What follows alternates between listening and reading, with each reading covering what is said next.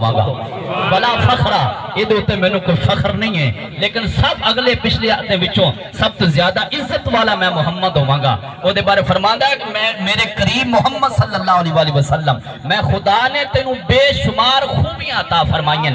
کوثر دا معنی بہت زیادہ مفسر قرآن اہل سنت اور اہل تشریح کے درمیان سب ہی انہوں نے مفسر قرآن ہی تسلیم کر دینے۔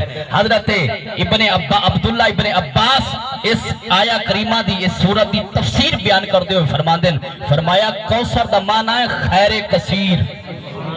بیٹھے ہو کہ کوئی نہیں؟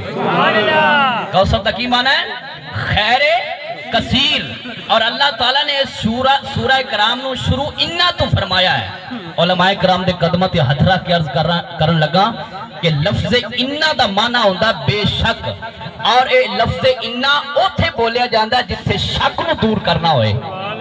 انہا دا معنی کی ہے بے شک، اور انہا اوتھے استعمال لفظ کیتا جاندہ جتھے شک نو دور کیتا جائے۔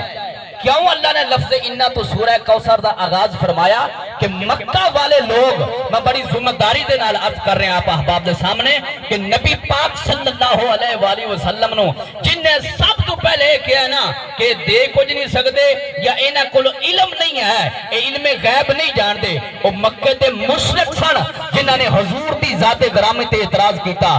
فرمایا سورہ کوثر نو انہا تو شروع فرما کے اے ثابت کر چھڑیا کہ اہل مکہ حضور دی اس ملکیت دے منکر سن۔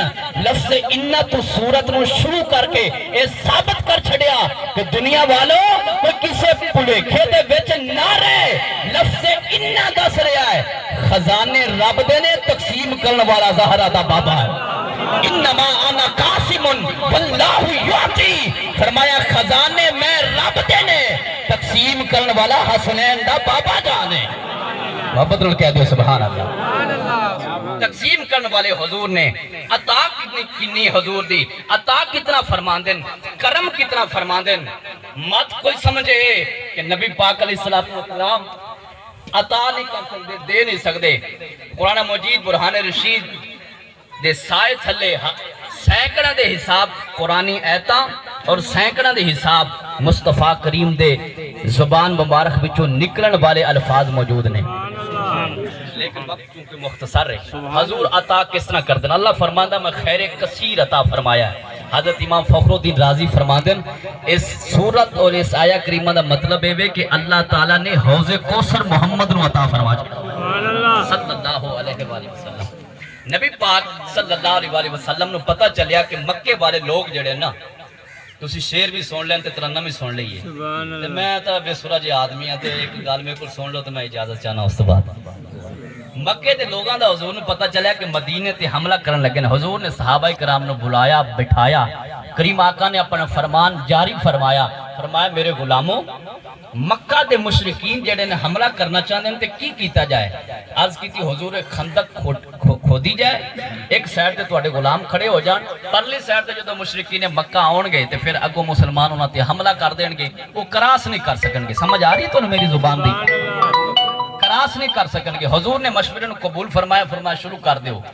خندق کھودنا شروع ہو گئی، کھوتے کھوتے تھلے کے انج دا پتھر آ گیا، انج دی چٹان آ گئی کہ وہ ٹوٹ نہیں رہی۔